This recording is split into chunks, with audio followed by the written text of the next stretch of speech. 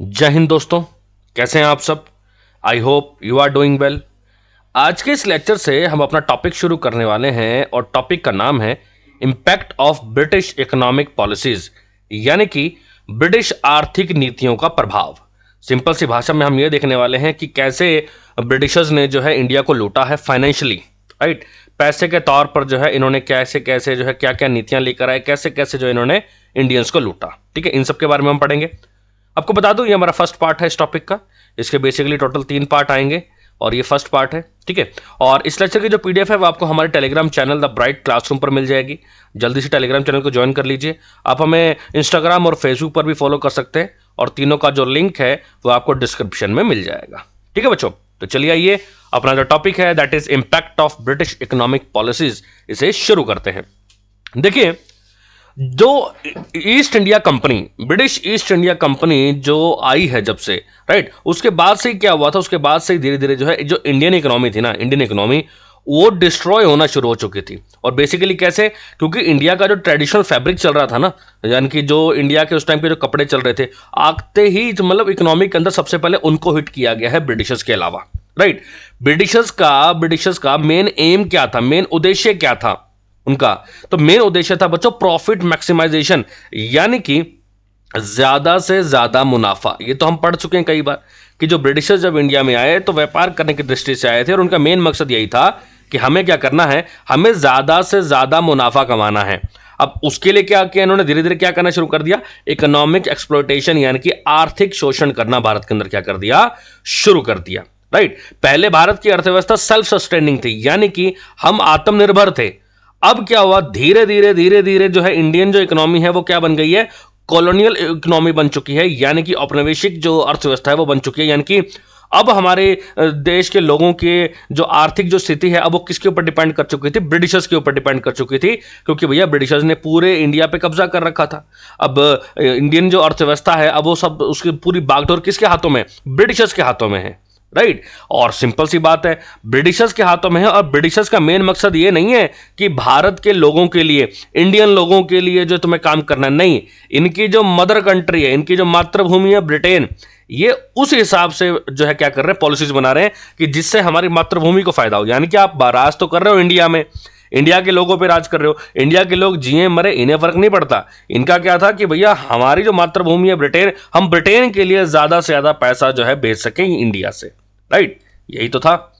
उसके बाद भाई इंडियन जो इकोनॉमी थी, अर्थव्यवस्था थी, वो विलेज बेस्ड इकोनॉमी थी, गांव पर आधारित थी, राइट। कोई भी आप ऐसे कह सकते हो ना, मोस्टली गांव के अंदर जो किसान लोग थे, ठीक है, उन्हीं के ऊपर आधारित थी भारत की अर्थव्यवस्था, है ना। उन्हें नहीं मतलब था कि भाई शहरों में क्या चल रहा है, ठीक है। और जो भी मान लो 100 रुपये उन्होंने कमाए हैं तो 100 रुपये में से अपना 5-10 रुपये राजा को दिए, बाकी 90 रुपये जो अपने पास रखे और अपना बढ़िया से जो उनका गुजारा चल रहा था, बढ़िया चल रहा था। यानी कि इंडियन जो इकोनॉमी थी वो विलेज बेस्ड इकोनॉमी थी, राइट। लेकिन ब्रिटिशर्स ने क्या किया, ब्रिटिशर्स ने ऐसे ऐसे एक्सपेरिमेंट किए, ऐसे ऐसे नए नए एक्सपेरिमेंट्स किए भारत की अर्थव्यवस्था के ऊपर कि भैया जो आर्थिक व्यवस्था थी गांव के लोगों की, उसे पूरी तरह से क्या कर दिया, पूरी तरह से बर्बाद करके रख दिया, राइट। अब हुआ क्या, उस टाइम पर मॉनेटरी और फिस्कल पॉलिसीज लाई गई थी, कुछ मौद्रिक नीतियां लाई गई थी ब्रिटिशर्स के अलावा, ब्रिटिशर्स के द्वारा, सॉरी, ठीक है। वो ऐसे लाई गई थी कि भाई जिससे सिर्फ क्या हो, ब्रिटेन का ही फायदा हो, है ना। और इंडिया से जो है पैसा कमाकर वो कहां भेज देंगे, ब्रिटेन में भेज देंगे। कुछ इस तरह की पॉलिसीज लाई गई, राइट। और यही रीजन था कि उस टाइम पर क्या लाया गया, डी इंडस्ट्रियलाइजेशन, यानी कि औद्योगिकरण, ठीक। जिससे क्या हुआ, जो एग्रीकल्चर था उसका क्या होगा, कमर्शियलाइजेशन हो गया। अब आप सोचेंगे यार इसका मतलब क्या है। देखिए, डी इंडस्ट्रियलाइजेशन का मतलब क्या हुआ, पहले क्या था, पहले फैक्ट्रियां लगी इंडिया के अंदर और जो है लोगों को बोला गया जाओ वही फैक्ट्री में काम करो, फुल रोजगार है, पूरा जो है यहाँ पे रोजगार है, ठीक है। लोग जा जाके फैक्ट्रियों में काम कर रहे थे, अपना गुजारा कर रहे थे, शहरों में शिफ्ट हो गए, गांव छोड़ दिया, शहरों में शिफ्ट हो चुके थे, सब कुछ हो चुका था, राइट। लेकिन उसके बाद क्या हुआ कि धीरे धीरे फैक्ट्रियों पर लग गए ताले। जब ताले लगे तो अब ये जो लोग हैं ये जाएंगे कहाँ, तो अब ये वापसी दौड़े गाँव की तरफ। कोई पेट तो भरना ही है ना, काम तो करना ही है। अब ये दौड़े गांव की तरफ, गांव के अंदर जाकर क्या बोले, भैया जमीन तो है नहीं, अब क्या करें, ठेके पे जमीन ली। अब वहां पर पैसे तो थे नहीं, अब खेती करने के लिए उन्होंने क्या किया, जो बड़े बड़े शाहूकार थे उनसे ब्याज पे पैसा उठाया, ठीक है, उससे फिर जो है खेती करी, फसल अच्छी हुई तो ठीक है, नहीं हुई तो और कर्जे में गए, है ना। फिर आगे जो है जो मिडल मैन थे, जो बिचौलिए थे, उनको फसल बेची, वो कम दाम दिया करते थे। यानी कि इस तरह से हम क्या कह सकते हैं कि जो एग्रीकल्चर है, जो कृषि है, उसका क्या हो चुका था, पूरी तरह से कमर्शलाइजेशन हो चुका था। Right, I guess deindustrialization और कमर्शलाइजेशन ऑफ एग्रीकल्चर को आप अच्छे से समझ गए होंगे यहां पे। उसके बाद बच्चों, economic impact of British rule, यानी कि भारत पर, है ना, भारत की जो अर्थव्यवस्था है, ठीक है, उससे ब्रिटिश रूल का क्या इकोनॉमिक इंपैक्ट पड़ा है, क्या आर्थिक प्रभाव पड़ा है। राइट, देखिए इंडिया का जो है ना, India's balance trade with Britain was in India's favour before it become British colony. क्या कहना चाहता है कि जब तक भारत पर ब्रिटिशर्स ने राज नहीं किया था ना, तब तक ब्रिटिशर्स ने क्या कर रखा था, एक बैलेंस बना रखा था व्यापार का। कैसे? ब्रिटिशर्स क्या करते थे, यहां के व्यापारियों को बुलियन देते थे। याद होगा, बुलियन मैं पहले पढ़ा चुका हूं, गोल्ड की तरह एक प्रीशियस मेटल है। तो बुलियन देते थे और बदले में वो मसाले खरीदते थे, कपड़े खरीदते थे, जैसे सिल्क हो गया, मुस्लिन हो गया, कॉटन हो गया, ठीक है, हस्तशिल्प हो गया, हैंडीक्राफ्ट्स हो गए, तो ये सब खरीदते थे। समझ रहे हो कि सिंपल सा व्यापार है कि आप हमसे ये बुलियन ले लो, यानी कि गोल्ड ले लो, और आप हमें ये सब दे दो, सब कुछ सही चल रहा था। लेकिन ये सिचुएशन बदली कब? जब 1757 में बैटल ऑफ प्लासी हुआ, प्लासी का युद्ध हुआ। याद होगा, सिराजुद्दौला, रॉबर्ट क्लाइव, है ना, याद है, मीर जाफर, 1757 में 23 जून 1757 को प्लासी का युद्ध हुआ था। प्लासी के युद्ध के बाद पूरी तरह से जो है ये जो सिस्टम था ना, प्रॉपर जो बैलेंस था, ये बदल चुका था, क्योंकि अब बंगाल के ऊपर कब्जा कर लिया था ब्रिटिशर्स ने। ठीक, ईस्ट इंडिया कंपनी के पास दीवानी के राइट आ चुके थे बंगाल के। दीवानी का मतलब बता चुका हूं, office responsible for revenue collection. दीवानी का मतलब क्या है? वह दफ्तर जो पैसा इकट्ठा करता है, टैक्स वगैरह इकट्ठा करता है। तो अब वो दीवानी किसके अंडर आ चुका था? ईस्ट इंडिया कंपनी के पास आ चुका था बंगाल का दफ्तर 1765 में। और 1765 में भी कैसे? याद करो, 1764 बक्सर के युद्ध के बाद द्विशासन आया था, है ना, मीर कासिम को हरा के फिर मीर जाफर को गद्दी में बिठाया गया। मीर जाफर को बोला गया तो नाम का राजा है, लेकिन सारे दीवानी राइट अब हमारे पास रहेंगे। याद करना, याद आ जाएगा। तो यहां से जो है क्या हुआ, 1765 में जब बंगाल के दीवानी राइट्स आए ब्रिटिशर्स के पास, तो उन्होंने पूरी तरह से जो है क्या कह सकते, सिस्टम को बदल दिया। बोले ये बुलियन शुलियन बचाओ भाई इसको, अब हम क्या करेंगे। इन्होंने क्या किया, बुलियन मंगाना बंद कर दिया। बुलियन, फिर बता रहा हूं आपको, बार बार आप कंफ्यूज मत होइएगा। बुलियन का मतलब यहां पर आप नेट पे देखेंगे तो बुलियन जैसे गोल्ड प्लेट होती है ना, वैसे ही होता है ये, ठीक है, गोल्ड की तरह ही होता है। तो कंपनी ने बुलियन मंगाना बंद कर दिया ब्रिटेन से, ठीक है। इवन ये क्या करते थे, जो बंगाल के जो लोकल रिसोर्सेज थे, क्योंकि देखो बंगाल के अंदर जितना भी पैसा आएगा ना, अब वो सारा का सारा किसका है? ब्रिटिशर्स का है। तो बंगाल के जो लोकल रिसोर्सेज है, बंगाल से जो चीज आती थी, उसी से ही ये क्या करते थे, पूरे भारत के अंदर जो अपना सामान खरीदना वो खरीदते थे। यानी कि इंडिया पे ही राज किया, बंगाल पे ही राज किया उस टाइम पे। बंगाल से पैसा लिया और उसी पैसे से क्या किया इन्होंने, दूसरी जो भी चीजें खरीदनी है वो खरीदी हैं। राइट, बंगाल पहला प्रांत था जिसको इन्होंने पूरी तरह से लूटा फाइनेंशियली, है ना। आर्थिक तौर पर बर्बाद होने वाला पहला राज्य कौन सा था? तो वो बंगाल था बच्चों। राइट, उसके बाद जितने भी बेतुके खर्चे थे वो तक जो है किससे भरवाते थे? ये बंगाल की दीवानी से, है ना। अच्छा, आर्मी, ठीक है, आर्मी हो गई, आर्मी की सैलरी वगैरह देनी है, ठीक है। अच्छा, जो सर्विसेज हैं, जो उस टाइम पे जो भी सर्विसेज हैं, उनके ऊपर जो खर्चा लगता था, ठीक है। और अपनी लग्जरियस लाइफ जीनी है ना, बड़े महंगे महंगे कहने शौक पूरे करने हैं इनको, ब्रिटिशर्स को, ठीक है, कंपनी ऑफिशियल्स को। तो उन सब का खर्चा कौन दे रहा है? उन सब का खर्चा दे रहा है बच्चों भारतीय लोग, और स्पेशली कहां के? वो दे रहे हैं स्पेशली बंगाल के लोग। समझ रहे हो कैसी सिचुएशन बना दी थी इन्होंने। उसके बाद हम ये कहना गलत नहीं होगा कि भाई इंडियंस जो है ना, इंडियन की जो हार हुई 1765 में, ठीक है, और ब्रिटिशर्स की जो जीत हुई, उसके लिए अब हम खुद ही पैसा दे रहे हैं। एक तो हम हार गए 1765 में, और एक हम क्या कर रहे हैं, उसके लिए हम खुद ही पैसा दे रहे हैं ब्रिटिशर्स को। इस तरह का हुआ। अच्छा, ब्रिटिशर्स ने क्या किया, जो 1757 में प्लासी का युद्ध हुआ, उसके बाद बहुत बड़ी अमाउंट में पैसा जो है कहां भेजा? ब्रिटेन भेजा था। यानी कि ये कहा जाता है कि 1758 से 1765 के बीच में, यानी कि इन 7 सालों में ना, ब्रिटिशर्स ने भारत से लगभग 6 मिलियन, ठीक है, आज की डेट के हिसाब से बात करें तो 53.5 करोड़ 5 करोड़, अगर हम इसको कन्वर्ट कर दे रुपीज में तो ठीक है, तो 6 million is equal to 53.5 crore Indian rupees जो है इन्होंने क्या किए थे, उधर भेजे थे ब्रिटेन। सोचो कितने साल पहले की बात कर रहा हूं मैं, 1757 की बात कर रहा हूं, 250-300 साल पहले की बात कर रहा हूं, राइट। और बेसिकली सोचो आज की डेट में 53 करोड़ हो तो क्या, तो उस टाइम पे क्या था। तो ये बेसिकली क्यों चल रहा था, क्योंकि 1758 से 1765 के बीच में दो ही बंदों का आप नाम सुनेंगे, एक तो मीर जाफर था और एक मीर कासिम था, और दोनों के दोनों क्या बन चुके थे, दोनों के दोनों कठपुतली थे। मीर कासिम ने आवाज उठाई तो उसको 1764 में बक्सर के युद्ध में मार दिया, राइट। समझ में आया ना इतना।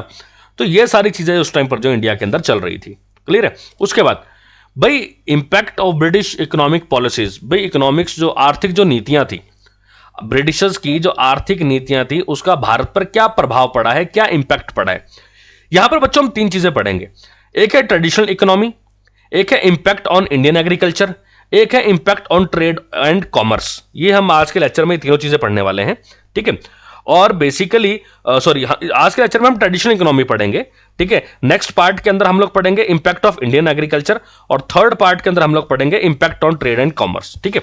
अब इसके अंदर है क्या, ट्रेडिशनल इकोनॉमी। आज के जो हमारे 3 पॉइंट्स हैं वो ये हैं कि decline of Indian cottage industry, जो इंडियन कॉटेज जो इंडस्ट्री है उसका कैसे पतन हुआ। उसके बाद डी इंडस्ट्रियलाइजेशन, औद्योगिकरण कैसे हुआ इंडिया के अंदर, और रूरलाइजेशन ऑफ इकोनॉमी, यानी कि भारत की अर्थव्यवस्था का ग्रामीणीकरण कैसा हुआ, राइट। तो आज के लेक्चर में हम लोग ट्रेडिशनल इकोनॉमी के बारे में पढ़ेंगे, और कल के लेक्चर में हम पढ़ेंगे impact of Indian agriculture second part, और थर्ड पार्ट के अंदर हम लोग पढ़ेंगे impact on trade and commerce के बारे में, ठीक है बच्चों। चलिए, डिसरप्शन ऑफ ट्रेडिशनल इकोनॉमी, 3 चीजें पढ़ने वाले हैं, decline of Indian cottage industry, right, और ruin of arts and craftsman, यानी कि जो शिल्पकार वगैरह थे उनकी जिंदगी कैसे बर्बाद करी इन्होंने, और प्रोसेस ऑफ डी इंडस्ट्रियलाइजेशन, यानी कि औद्योगिकरण, ठीक है। चलिए, तो इनके बारे में पढ़ते हैं अब एक एक करके। देखिए बेसिकली क्या था, those who came from the British were mainly concerned with countries political structure with no major alterations in economy. क्या कहना चाहता है कि भाई जो भी ब्रिटेन से आया था ना, शुरू शुरू में उन्हें आर्थिक स्थितियों से मतलब नहीं था, वो भारत का जो पॉलिटिकल स्ट्रक्चर था ना, कि कौन राजा कहां पर बैठा है, अच्छा हम उस एरिया पे कब्जा कर सकते हैं, उस एरिया पे कब्जा कर सकते हैं, तो शुरू में ये चीजें थी इनके दिमाग में, राइट। लेकिन धीरे धीरे क्या हुआ, इंडिया का जो पहले से इकोनॉमिक फ्रेमवर्क था, पहले से जो अर्थव्यवस्था चल रही थी, उसको इन्होंने क्या किया, उसको धीरे धीरे बदलना शुरू कर दिया एक न्यू इकोनॉमिक मॉडल के अंदर, राइट। हालांकि इन्होंने, आपने देखा होगा, आपने पढ़ा भी होगा कि उस टाइम पर इन्होंने क्या किया, ट्रांसपोर्टेशन और कम्युनिकेशन, ट्रांसपोर्टेशन का मतलब हो गया यातायात, ब्रिटिशर्स ने भारत के अंदर यातायात और संचार, कम्युनिकेशन का मतलब होता है संचार, इनको भी इंप्रूव किया। ये बेसिकली भारत के लोगों के लिए नहीं किया था, ये इसलिए किया था ताकि भैया ये अपना व्यापार अच्छा कर सके। अब छोटा सा एग्जांपल है कि ये भाई रेलवे क्यों लेके आए ब्रिटिशर्स, भाई रेलवे इसलिए लेके आए ना कि एक फैक्ट्री से दूसरी फैक्ट्री तक अगर इनको सामान पहुंचाना है तो जल्दी से पहुंच जाए, तुरंत पहुंच जाए, इनको वेट ना करना पड़े, इसलिए तो लाया गया ना, राइट। और अगर भाई रेलवे नहीं होगी तो हमारा सामान लेट पहुंचेगा तो हमें ही नुकसान है। तो कह सकते हो कि भाई यातायात और संचार जो है, कम्युनिकेशन जो है, ये ब्रिटिशर्स अपने फायदे के लिए ही लेके आए थे। इवन इंडिया के अंदर जो इंडस्ट्रियल प्रोग्रेस थी, जो औद्योगिक विकास था, वो बहुत ही स्लो था। 1% पर ईयर 1% ही बढ़ता था इंडस्ट्रियल जो ग्रोथ है। हालांकि उस टाइम पर जब इंडस्ट्रियलाइजेशन चल रहा था वर्ल्ड के अंदर, उसकी अगर मैं बात करूं तो वो तो बहुत आगे थे, हमसे बहुत ज्यादा आगे चल रहे थे, और हमारा कितना ग्रोथ था, सिर्फ 1%, राइट। उससे क्या, इसी की वजह से क्या हुआ कि जो ट्रेडिशनल जो इकोनॉमी चल रही थी भारत की, वो कोलैप्स हो गई, वो पूरी तरह से कोलैप्स हो गई। और क्योंकि अब क्या होगा, अब न्यू मॉडर्न इंडस्ट्रियल सिस्टम लाया जाएगा, किसके द्वारा, ब्रिटिशर्स के द्वारा, क्योंकि भैया ग्रोथ ही नहीं हो रही थी इंडिया के अंदर उनकी। उसके बाद causes of disruption of Indian economy, कि भारत की जो अर्थव्यवस्था है, ठीक है, उसका जो है डिसरप्शन क्यों हुआ, उसके क्या क्या कारण थे, ये मैं आपको हिंदी में बता देता हूं। इसमें क्या कहता है कि ब्रिटिश शासन ने क्या किया, जो प्रेजेंटली जो कुटीर उद्योग थे, यानी कि जो कॉटेज इंडस्ट्री थी, उनको नष्ट कर दिया, ठीक है। जो कॉटेज जो इंडस्ट्री थी, जहां पे कपड़े वगैरह बनते थे, उनको क्या कर दिया इंडिया के अंदर, उनको नष्ट कर दिया, ठीक है। जिससे क्या हुआ, जिससे कई लोगों के रोजगार चले गए, राइट। और क्या हुआ, ब्रिटिश गवर्नमेंट ऐसी पॉलिसीज लेकर आई जिससे क्या हुआ, जो इंडियन हैंडीक्राफ्ट थे, यानी कि भारतीय जो शिल्पकार थे, भारतीय जो शिल्पकार थे, अब उनके पास जो है कुछ काम करने के लिए बचा ही नहीं। क्यों? कॉटेज इंडस्ट्री में वो काम करते थे, वो आपने बंद करवा दी। अब हम जाए तो जाए कहां? राइट। उसके बाद क्या हुआ? यूरोप के अंदर उस टाइम पर जो है औद्योगिकरण चल रहा था उस टाइम पर, लेकिन इंडिया के अंदर ठीक इसका उल्टा चल रहा था, औद्योगिकरण। भाई यूरोप के अंदर तो क्या चल रहा है कि भाई फैक्ट्रियां लगाओ, पैसा कमाओ, फटाफट बस कपड़े छापते चलो, ये बनाते चलो, वो करते चलो।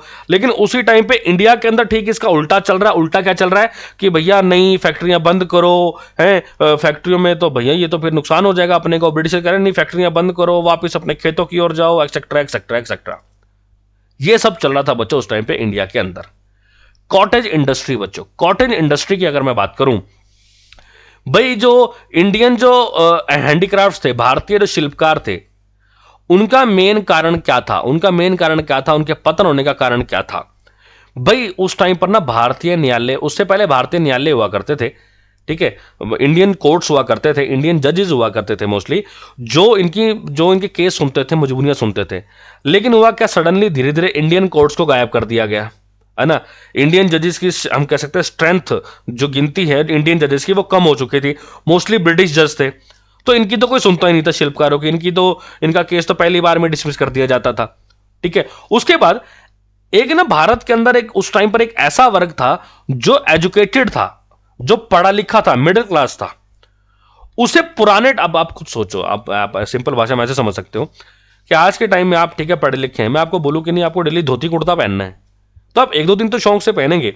लेकिन जब आप सोसाइटी में जाएंगे ना, तो आपको लगेगा यार क्या पहन रखा है, यार तो बड़े बुजुर्ग पहनते हैं, यार मैं कैसे पहनूं, मैं तो जीन्स ठीक है, फॉर्मल्स ठीक है, ट्राउजर्स ठीक है। वही चीज वहां की बात कर रहे हैं हम। भाई इंडिया के अंदर बन रहा है धोती कुर्ता, और जो यूरोप से क्या आ रहा है, pant shirt.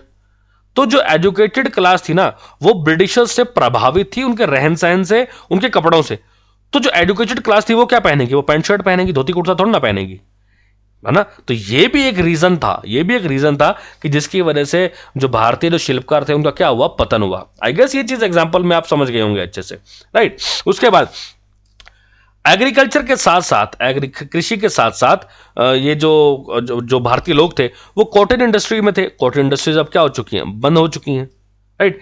Indian industry reached a high standard of excellence in urban arts and craft, meanwhile rural economy was based on village based units of production. क्या कहना चाहता है कि उस टाइम पर भारतीय जो उद्योग थे वो अर्बन आर्ट्स, शहरी मामलों की अगर बात करें तो अपने हाई स्टैंडर्ड पे था, बहुत ही हाई स्टैंडर्ड पे था। लेकिन अगर हम गांव की अर्थव्यवस्था की बात करें, तो वो बेसिकली किसके ऊपर बेस्ड थी? ऑब्वियस सी बात है, गांव की बात आ गई तो किसकी बात चल रही है यहाँ पे? एग्रीकल्चर की बात चल रही है। शहरी अर्थव्यवस्था फैक्ट्रीज पर बेस्ड थी, और गांव की अर्थव्यवस्था किसके ऊपर बेस्ड थी? एग्रीकल्चर के बेस पे थी, राइट। उसके बाद क्या हुआ, क्या कहते हैं कि भी अंग्रेजों ने क्या किया, व्यावसायिक नीति से क्या किया, जो कुटीर उद्योग थे उनकी आत्मनिर्भरता को पूरी तरह से क्या कर दिया, ध्वस्त कर दिया। यानी कि जो कॉटन इंडस्ट्री थी उनकी जो सेल्फ डिपेंडेंस थी उसको क्या कर दिया, खत्म कर दिया। जो ब्रिटिशर्स की जो बनाई हुई वस्तुएं थी, ठीक है, ब्रिटिशर्स की जो बनाई हुई वस्तुएं थी अब वो मार्केट के अंदर आ चुकी थी। ब्रिटिश जो हैंडीक्राफ्ट थे वो मार्केट के अंदर आ चुके थे, ठीक है, जो कि किसके द्वारा बनाए जाते थे? मशीनों के द्वारा बनाए जाते थे, राइट। लेकिन अब भाई एक सिंपल सी बात है, एक कपड़ा बनाने में आपको पूरे 2 दिन लग गए, ठीक है, और एक आपने 2 दिन के अंदर पूरे 100 कपड़े बना के रख दिए, तो सिंपल सी बात है ये जो 100 कपड़े, इनका काफी प्रभाव रहेगा। और क्वालिटी लगभग सेम है, अच्छा थी, इंडियन क्वालिटी थी, लेकिन लगभग ब्रिटेन की क्वालिटी भी बराबर आ रही है, तो लोग किसकी तरफ जाएंगे, है ना। पूरी मार्केट के अंदर आपको क्या मिलेगा? पूरी मार्केट के अंदर आपको ब्रिटेन के ही तो कपड़े मिलेंगे हर जगह। हुआ क्या, एक और यहां पर एक रीजन आपको पता होना चाहिए, डिस्क्रिमिनेटरी टैरिफ सिस्टम बड़ा इंपॉर्टेंट है भाई। नाम से समझ गए होंगे। डिस्क्रिमिनेटरी का मतलब क्या हुआ? भेदभाव। टैरिफ का मतलब क्या होगा? टैक्स। इसका मतलब यह था भाई, अगर आप, मतलब इंडियंस के लिए कहा गया, कोई भी इंडियन जब ब्रिटेन के अंदर कोई कपड़ा भेजेगा बेचने के लिए, तो उसके ऊपर खूब टैक्स लगाते थे। इतना टैक्स लगा दिया, इतना कपड़ा महंगा कर दिया कि भाई ये जो है बोले यार घाटे में बेचना पड़ता था इसको, इतना टैक्स लगा देते थे। क्योंकि भाई 100 रुपए, मान लो यहां पर ब्रिटेन के अंदर 50 रुपए में कोई पैंट शर्ट मिल रही है उस टाइम पे, ठीक है, इंडिया से कोई धोती कुर्ता या कोई पैंट शर्ट ब्रिटेन में जा रही है, इतना टैक्स लगा दिया, उसकी कीमत 150 रुपए हो गई। तो लोग 150 रुपए का थोड़ा ना खरीदेंगे, लोग तो 50 में ही खरीदेंगे, है ना। दूसरा क्या था, ब्रिटेन से अगर कोई कपड़ा इंडिया में आ रहा है बिकने के लिए तो उसके ऊपर कोई भी टैक्स नहीं है, नो टैक्स। अब सोचो डिस्क्रिमिनेशन हुआ कि नहीं हुआ, कि भैया इंडिया से कपड़ा जाएगा तो उसके ऊपर पूरा टैक्स लगेगा, लेकिन ब्रिटेन से इंडिया में आएगा तो उसके ऊपर कोई टैक्स नहीं लगेगा। तो ये सारी चीजें थी जिसकी वजह से हम कह सकते हो कि इंडियन जो हैंडीक्राफ्ट्स का जो बिजनेस था वो पूरी तरह से क्या हो चुका था, ठप हो चुका था। इवन उस टाइम पर इंडिया की अगर मैं बात करूं तो सूरत, मसूलीपट्टनम, विशाखापट्टनम ये बहुत ही फेमस सेंटर्स थे, बहुत ही फेमस सेंटर थे जहां से कपड़ों का व्यापार होता था। ठीक है, कहाँ कहाँ, ढाका, बड़ौच, मदुराई, ये भी सारे क्या थे, ये ऐसे ऐसे सेंटर्स थे, ऐसे ऐसे शहर थे जहां से क्या होता था, कपड़ों का व्यापार होता था, टेक्सटाइल्स का व्यापार होता था। राइट, इंडिया को बेसिकली जाना ही टेक्सटाइल और हैंडीक्राफ्ट के लिए जाता था, हस्तशिल्प और कपड़ों के लिए जाना जाता था। इंटरनेशनल मार्केट के अंदर भी, सर लोकल मार्केट के अंदर नहीं, इंटरनेशनल मार्केट के अंदर भी। लेकिन इन्होंने क्या किया, मैंने जैसे कि आपको बताया, डिस्क्रिमिनेटरी टैरिफ सिस्टम ऐसा लगा दिया कि पूरी तरह से इंडिया को इन्होंने क्या कर दिया, मजबूर कर दिया। ठीक है, फेल ही हो गए उस टाइम पे। अब हुआ क्या, इंग्लैंड के अंदर, however the industrial revolution in England के अंदर जो औद्योगिक क्रांति चल रही थी वहां पर बहुत सारे फंडामेंटल चेंज आए। क्या चेंज आए कि भाई आप जो है जल्दी से faster cheaper production of goods with the help of machine. Industrial revolution का मतलब क्या था, मशीनों का उपयोग करो, ठीक है, जल्दी से और बहुत ही सस्ते कपड़े बनाओ जितनी जल्दी हो सके, क्वालिटी लगभग सेम मिलेगी। लेकिन वहीं अगर हम इंडियन एंड हैंडीक्राफ्ट की बात करें या टेक्सटाइल यूनिट्स की बात करें, इस सबको बहुत ज्यादा हिट किया किसने, औद्योगिक क्रांति ने। क्योंकि इंडिया के अंदर क्या था, स्लो प्रोसेस था। अगर आपको कोई कपड़ा बनाना है तो उसमें भैया टाइम लगेगा, क्वालिटी नो डाउट अच्छी है, पर एक हाथों से बनाना और एक मशीन से बनाना दोनों में फर्क है ना, दोनों में फर्क है। ऊपर से क्या हुआ, चार्टर एक्ट जो 1813 आया था, हम पहले पढ़ चुके हैं इसके बारे में, इसने क्या किया, ईस्ट इंडिया कंपनी का भारत में ट्रेड मोनोपोली खत्म कर दिया। मतलब क्या इस चीज का, पहले क्या था, 1813 से पहले क्या था कि भारत के अंदर सिर्फ एक ही कंपनी व्यापार कर सकती थी जिसका नाम था ब्रिटिश ईस्ट इंडिया कंपनी। लेकिन अब क्या हो गया, चार्टर एक्ट 1813 लाया गया जिसके बाद यह कहा गया कि भैया अब भारत के अंदर इस कंपनी के अलावा कोई भी व्यापार कर सकता है, कोई दिक्कत वाली बात नहीं है, कोई भी जाओ, कोई भी जाके व्यापार करो। तो इससे हुआ क्या, पहले से ब्रिटिश ईस्ट इंडिया कंपनी थी, अब तो और कंपनी आ चुकी है इंडिया के अंदर, और ज्यादा कंपनी आ चुकी है भारत के अंदर, क्या करने के लिए, व्यापार करने के लिए। ठीक है, अब इसकी वजह से हुआ क्या, इंडियन मार्केट के अंदर, पूरी मार्केट के अंदर क्या हुआ, जो ब्रिटेन के जो सस्ते जो कपड़े थे वो पूरी तरह से फैल चुके थे, जिसकी वजह से क्या हुआ, कंपटीशन बचा ही नहीं। 100 की चीज 10-10 रुपए 20-20 रुपए में बिक रही थी, समझ रहे हो। उसके बाद इंडियन जो मैन्युफैक्चर्ड जो कम्युनिटीज थी, यानी कि भारत के जो बनाए हुए कपड़े थे, उनके ऊपर क्या थी, हाई कस्टम ड्यूटी लगा दी गई। कब, जब भी वो ब्रिटेन के अंदर जाते थे, ये मैं पहले आपको पढ़ा चुका हूं। और ब्रिटिशर्स को अलाउ कर दिया गया कि आप फ्री में आकर जो इंडिया में कपड़े बेच सकते हो, आपके ऊपर कोई भी टैक्स नहीं लगेगा। तो इंडियन इंडस्ट्री जो थे उनकी तो ऐसी होनी थी भाई उस टाइम पे, राइट।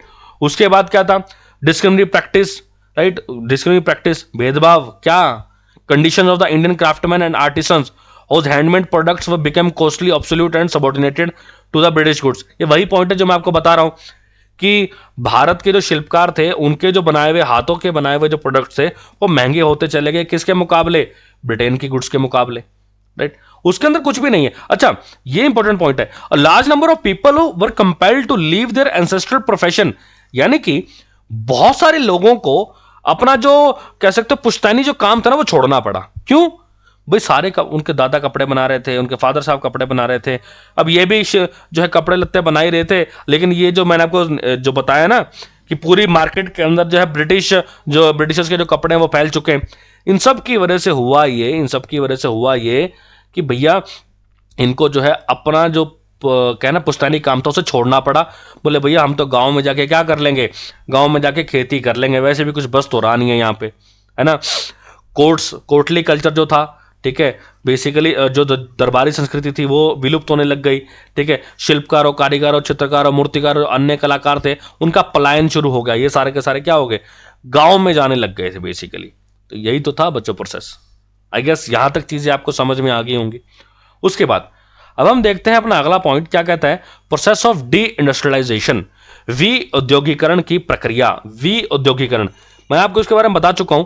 एक होता है औद्योगिकरण कि भाई ज्यादा से ज्यादा क्या करो, ज्यादा से ज्यादा फैक्ट्रियां लगाओ, और एक क्या होता है विउद्योगीकरण, मतलब ज्यादा से ज्यादा फैक्ट्रियों को बंद करो। सिंपल सा मतलब है, यहां पर, right. The process of deindustrialization can be described as a progressive change in occupation, right, primary from agriculture to modern industry.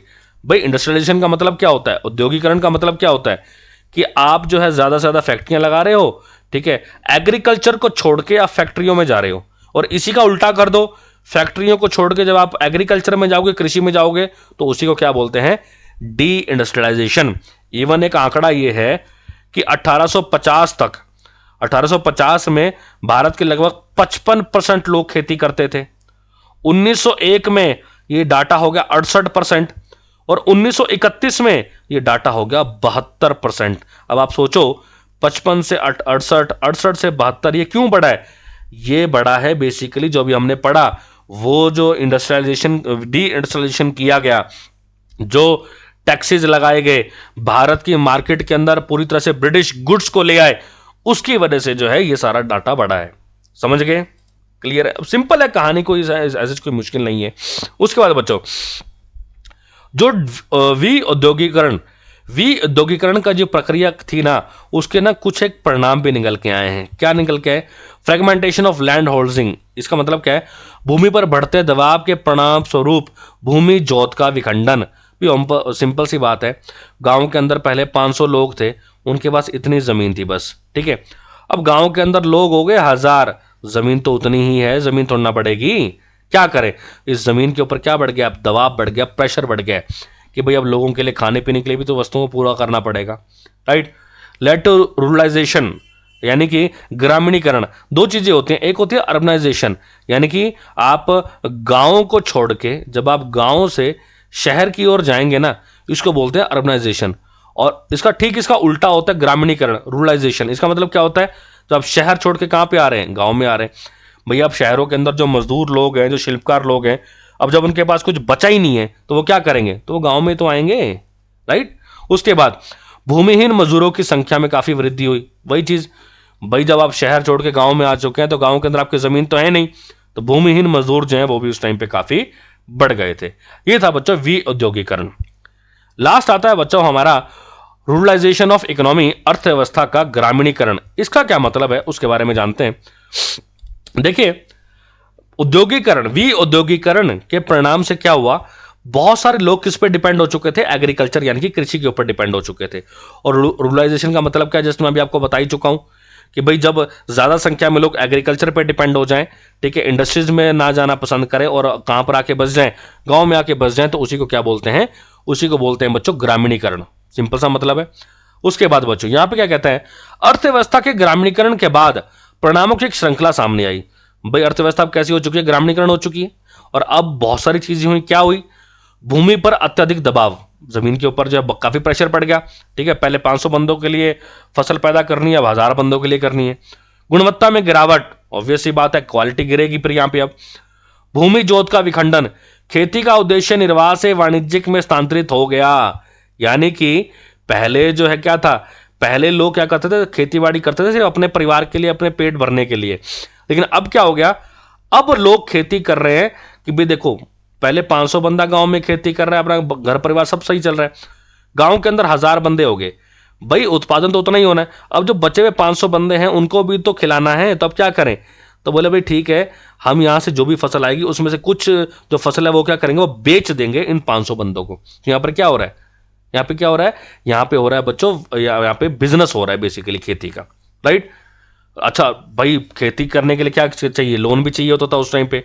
तो लोगों के ऊपर क्या बढ़ता जा रहा था? साहूकारों से पैसा उधार लेते थे, उसके ऊपर ब्याज भी बढ़ता जा रहा था लोगों के ऊपर, राइट। इन सभी कारणों से हम कह सकते हैं कि भारत के अंदर जो है वो गरीबी क्या रही, भारत के अंदर गरीबी कायम रही। और ये सर्कल चलता रहा, धीरे धीरे लोग जो इसके अंदर क्या करते गए, लोग इसके अंदर फंसते चले गए, राइट बच्चों।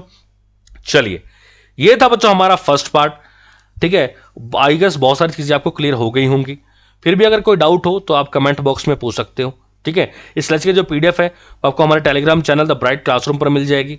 आप वहां पर हमें ज्वाइन कर सकते हैं। आप हमें इंस्टाग्राम और फेसबुक पर भी फॉलो कर सकते हैं, ठीक है बच्चों।